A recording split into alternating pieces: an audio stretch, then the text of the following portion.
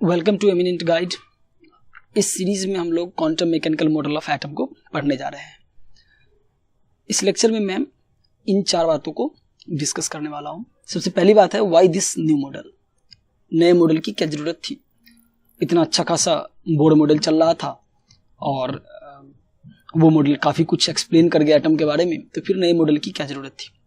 सबसे पहली बात कि इस मॉडल की जरूरत तब दिखा जब डुअल बिहेवियर ऑफ नेचर का जो थ्योरी था वो आ चुका था।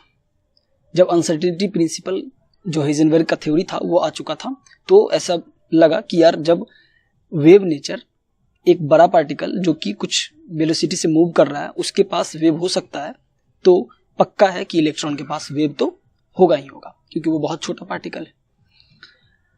और जो इक्वेशंस दी गई थी उस हिसाब से इलेक्ट्रॉन के पास तो वेव होना तय था।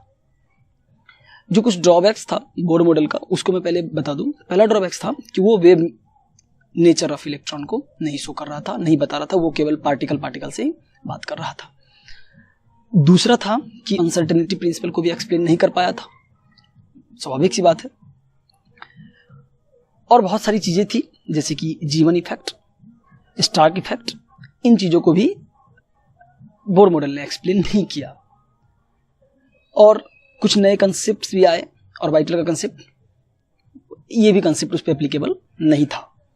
तो लोगों ने सोचा, इरविन श्रोडिंगर जिन्होंने quantum mechanical model of atom दिया, मैं आपको बता दूं कि क्वांटम मैकेनिकल मॉडल को वेव मॉडल ऑफ एटम भी कहा जाता है।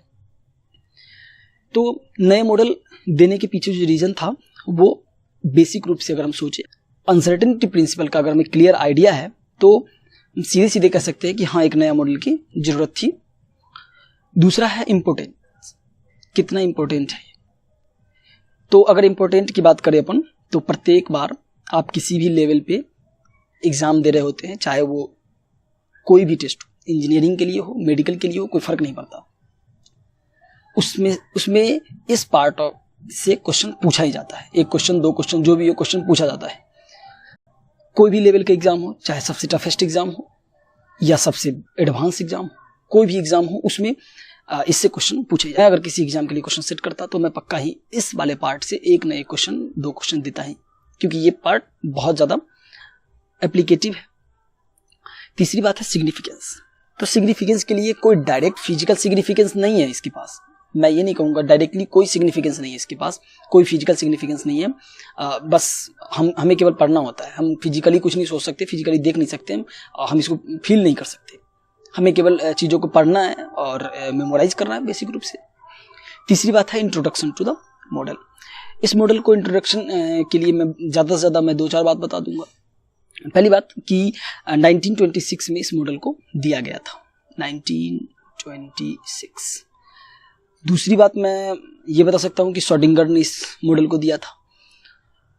और बहुत सारी बातें हैं जो इसके मॉडल में करना है हमें। तो इस लेक्चर में हम लोग ज़्यादा कुछ नहीं जानेंगे। इंट्रोडक्शन पार्ट में बस जिन्होंने इस मॉडल को दिया उसके बारे में मैंने बताया, ईयर बताया। नेक्स्ट लेक्चर में हम लोग देखेंगे जो भी इक्वेशन दिया गया था उस इक्वेशन का क्या मतलब है, और उस इक्वेशन में जो वेरिएबल्स यूज है उसका क्या मतलब है, वेरिएबल्स का क्या मतलब है।